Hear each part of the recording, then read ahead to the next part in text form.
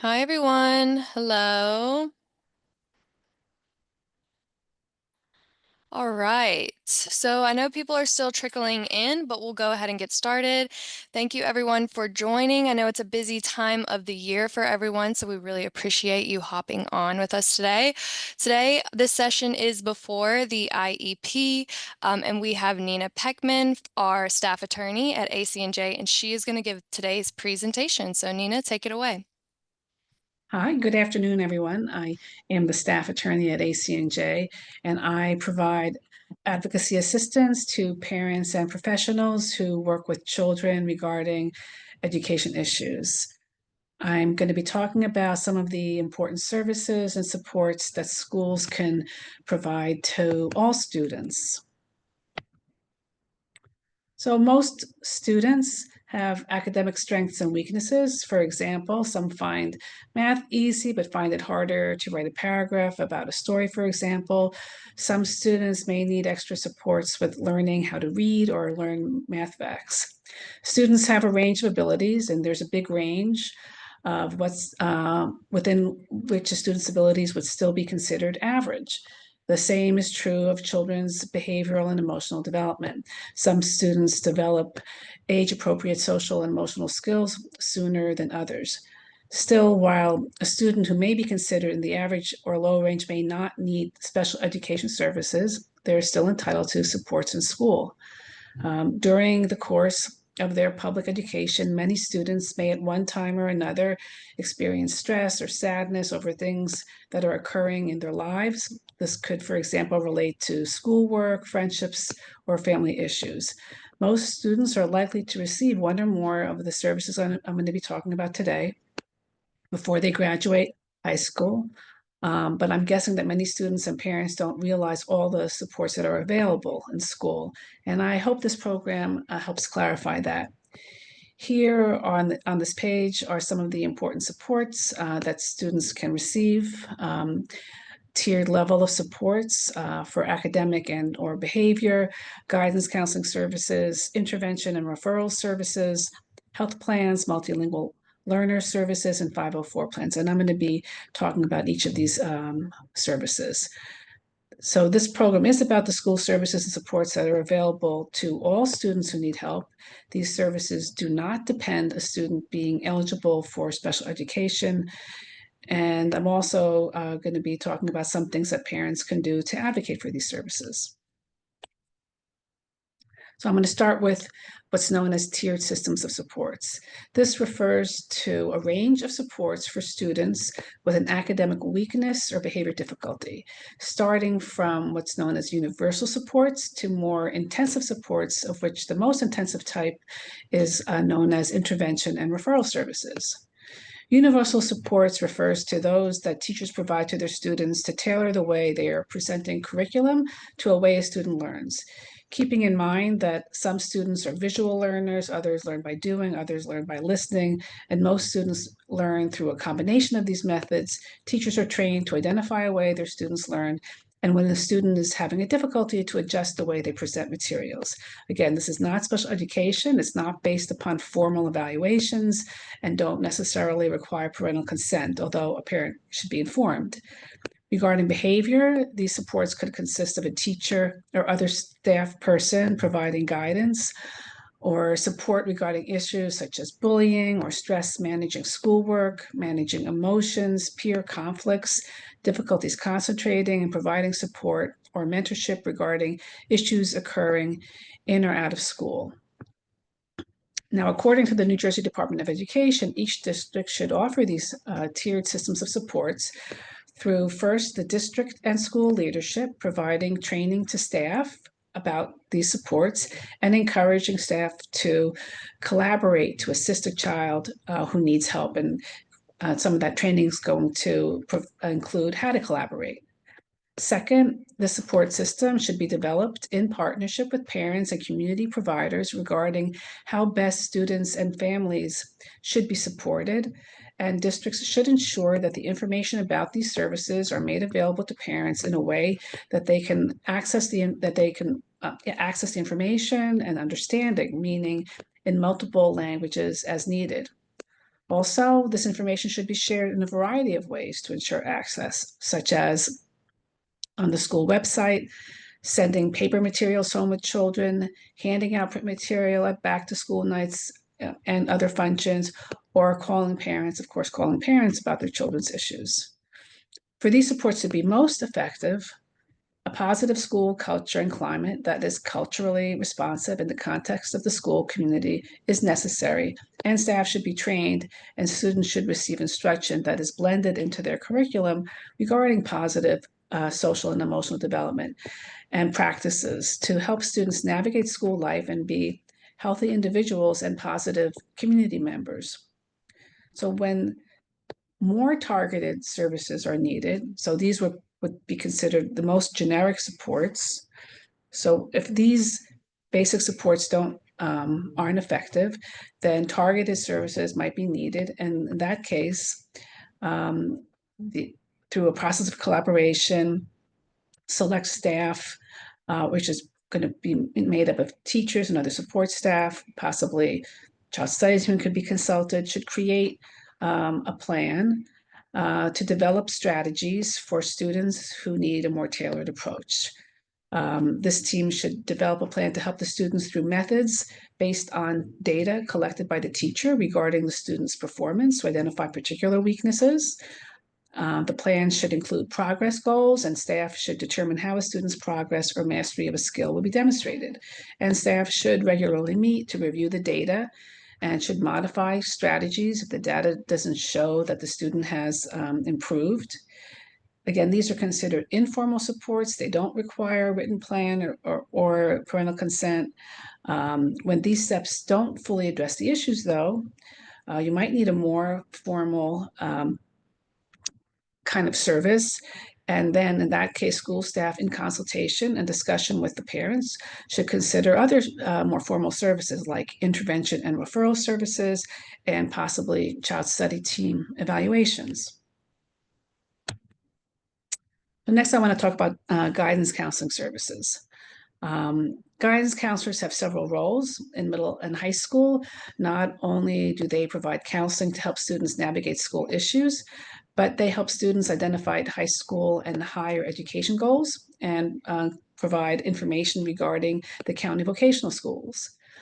Guidance counselors also help students prepare for life after high school, whether this means preparing for employment opportunities, additional career training, or college. They also help students avoid at-risk behaviors, including by helping students and parents come up with plans when the student is doing poorly in school, either academically or behaviorally. They should also help students address credit recovery issues, when students have failed one or more classes or have too many absences, to ensure that they are engaged in school so that they can be promoted to the next grade from year to year, and in high school to ensure that their education and social emotional needs are being met, and to help encourage high school graduation so they don't drop out before then. They can provide counseling to help students thrive in the school setting when students deal with issues like stress, anger, anxiety, friends issues, bullying, dealing with a loss, other emotional issues, family issues, and crisis intervention. School counseling services, however, and this is important, does not replace community-based therapeutic services when a student is struggling with severe emotional or mental health issues. And when it would be potentially helpful, guidance counselors should refer parents to community-based services, and parents can always request meetings with guidance counselors to talk about these services and request counseling and referrals, et cetera. So I mentioned intervention referral services as the most, I guess, intensive form of tiered systems of supports.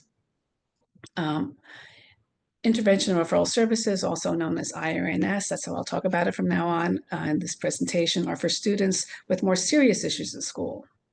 So school staff and or parents can request these services if they're deemed necessary. They don't require a formal diagnosis or evaluation. The needs for IR&S can be demonstrated by informal assessments and observations by teachers, other school staff, and parents regarding how the child is functioning in school, whether academically or behaviorally. If a child is eligible, the IR&S plan must be in writing, and it should be developed by the IR&S team that every school has, and it can be developed with the participation of the parents who, if they have a relevant report, can provide to the school to be considered. The teams in every school could vary. They often consist of the guidance counselor, a social worker, and or the principal. A student's teacher should be involved in developing a plan since they have firsthand knowledge of the student. The plans should be reviewed annually and really at any time that they need to be revised if they're not working. Most importantly, the point I wish to get across today is that while schools are responsible for implementing IR&S plans for students who show they need these services, and schools are required to consider IR&S before child study team evaluations. The law is very clear. When children demonstrate that they have a disability, either through an existing evaluation, diagnosis, or other evidence, child study team evaluations may not be delayed by IR&S services. And in this slide, I'm going to talk about the kinds of supports that can be provided through IR&S, which is varied. An IR&S plan could include a behavior plan, things like pull out small group instruction for part of the day with a general education teacher for one or more subjects. And so, for example, when the student might need to go at a slower pace with more repetition or reinforcement, for a student who needs weekly counseling or perhaps even a daily check-in for students struggling with their emotions or behaviors. This could address things like bullying, whether for a bully or the victim. Parents can be involved in this process and coming up again with a plan. Regarding too many unexcused absences, and 4 unexcused absences is considered a red flag for potential issues. An IR&S team should meet with the student and the parent to figure out why the student is missing school and to develop solutions together with the student and family to improve the attendance. In addition, if a student has too many excused absences for health reasons, so when I say excused absences, I mean when there's a doctor's note, the IR&S team can meet with the student and the parent to discuss the issues and see in what ways the attendance issues can be remedied. Since a student can fail a class, whether the absence is excused or not, the IRS team, including teachers and parents, can help come up with a plan for credit recovery options, perhaps including an extension of time to complete work or an alternate plan for completing classwork, or if necessary, summer classes or online classes. IR&S can also help a student who has been out of school for a period of time due to involvement with the juvenile justice system or a long-term illness to help the student transition back into school. Again, if IR&S is not addressing the student's issues, then the child can be referred to the child study team. And again, just to repeat, if the student has a disability or a disability is suspected, the student does not have to try IR&S before child study team evaluations. So students also have access to health services, which most parents are aware of the role of the nurse to provide health services during the school day. In addition, services include ensuring that students have annual screenings and that students who, because of a potentially life-threatening condition such as asthma, epilepsy, or diabetes, have an individualized health plan and, if necessary, an emergency health plan. When students have a food allergy or other allergy that potentially poses a danger to the child in school, schools should have a written plan that they can implement to keep the child safe. These plans should be in writing and developed with the parent and the child's treating physicians, who should submit written reports with a diagnosis and medical orders as needed. And then these medical orders should be followed.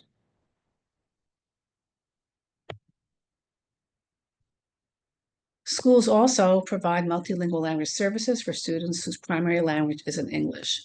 These students have the right to the same curriculum as their English-speaking peers and to instructions and support so they can have the opportunity to learn the general education curriculum and to participate in all extracurricular activities. Depending on the number of multilingual learners in a school, different levels of services are required. For 20 or more students who speak the same language, these students have to receive daily bilingual instruction plus English as a second language, or known as ESL. For at least 10 non-English speakers, districts have to provide ESL services. And for less than 10 students, a district does have to provide English language services. Now, the regulations aren't specific regarding what these services should be, but the services provided has to enable the student to learn the curriculum and to participate in extracurricular activities. And they may include tutoring and other supports and accommodations to enable the student to learn the curriculum. It should be noted that students in special education are also entitled to these services, and support services can include things like mentoring and should be culturally responsive. Schools must identify students in their district that aren't English speakers who may need these services through an assessment process. And students who are in these programs should be tested annually until they demonstrate proficiency, although parents can always decline to have their children participate in bilingual services. Parents who don't speak English or aren't fluent also have the right to support services, to translation services, and to receive all school notices and the general district information provided to other parents should be provided to parents who are not fluent English speakers in their native language. Finally, I'm going to be talking about 504 plans. Now, 504 refers to Section 504 of the Rehabilitation Act, which is an anti-discrimination law that protects all persons with disabilities, including students in the school setting for learning. Many parents are aware of 504 plans, but they don't know the difference between what a 504 plan and an IEP is. Some parents think that the only way their child who has a disability can get help is through an IEP. But in many cases, a 504 plan or even an IR&S plan could meet the child's needs. What a struggling child needs to learn is demonstrated through how the child is functioning in the classroom, the available information through informal teacher assessments. But if that process isn't sufficient to get at the reason for the child's struggles and to develop the appropriate supports to help the child succeed, that's when in-depth child study team evaluations must be conducted or should be conducted. And these child study team evaluations are required whether the child is going to be eligible for an IEP or a 504 plan. The reports should be considered along with the evaluation reports that a parent has obtained privately and provides to the district. And together, this information should be reviewed to determine whether the child would be eligible for a 504 plan or possibly an IEP. But if a child isn't eligible for an IEP, the child could be eligible for a 504 plan, which is something the parents should keep in mind if they're denied an IEP, to discuss the options for a 504 plan. 504 plans can help students who don't need specialized instruction. So typically, they can learn in a general education setting, but in order to learn, they need specific accommodations, modifications. They could need therapies. A 504 plan can provide all the therapies and modifications that an IEP can provide, but through the 504 plan, like speech, occupational therapy, physical therapy, reading services, and any other appropriate therapy. Uh, Students could even be, very smart and be getting A's and B's, but still need a 504 plan when, in order to get those grades, they are struggling and have to work much harder than their peers because of their disability. It's precisely this disparity that can lead to discrimination of a student on the basis of their disability and lead to 504 rights. Examples of when a student might benefit from a 504 plan are for things could be a reading disability, a visual or hearing impairment, a short-term medical issue, such as a broken limb or other medical issue, ADHD, emotional or behavioral issues such as depression, anxiety, any other medical impact, any other medical condition that impacts their ability to do schoolwork and to really get the same opportunity to learn and experience school as their non-disabled peers. Again, these are only examples. Examples of accommodations could include more time on tests, breaks in class, less homework and classwork, more time to complete homework, note-taking, text-to-speech, pre-teaching subjects, particular health services, modified work day, school day, and any other reasonable accommodation. Finally, I'm going to talk about some general advocacy tips with regard to any of the services that I've talked about in this presentation. Um, so first, if you think your child needs extra supports in school or you have a concern regarding behavior, don't delay in asking for a meeting to discuss the issues. The first place to start would be with the teacher. And if the teacher isn't being responsive or the strategies the teacher is employing aren't working, then it would be, in some cases to go for behavior issues, to have a meeting with the principal and the teacher, perhaps, include the guidance counselor, all these meetings that you should request in writing. So it, I definitely recommend parents to document things in writing when they have a concern. Of course, you have conversations with school staff and try to collaborate, but it's always a good idea to document your concerns in writing. And when you're want to request a meeting, to put that request in meeting. If you are denied services, there are certain appeal processes, so generally speaking, to go to that person's supervisor. So in the case of the teacher, the supervisor would be a principal. If it's for a behavior concern, a discipline concern, possibly if the principal isn't assisting you in the manner that you would like, would be to have a conversation with the superintendent for issues, concerns about 504 plans. If the 504 team in the school isn't addressing your issue, you could appeal to the director of special education in the school district. And for IR&S services, an appropriate place to appeal a decision would either be to the principal, and again, you could try to address the issues with the director of special education, who may have input as well. And finally, I've included here some resources in addition to what you see here.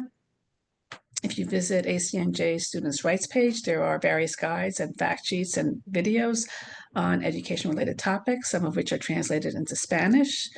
You can also feel free to email me with questions and or concerns. And that's the end of today's presentation. I'm happy, to answer any questions.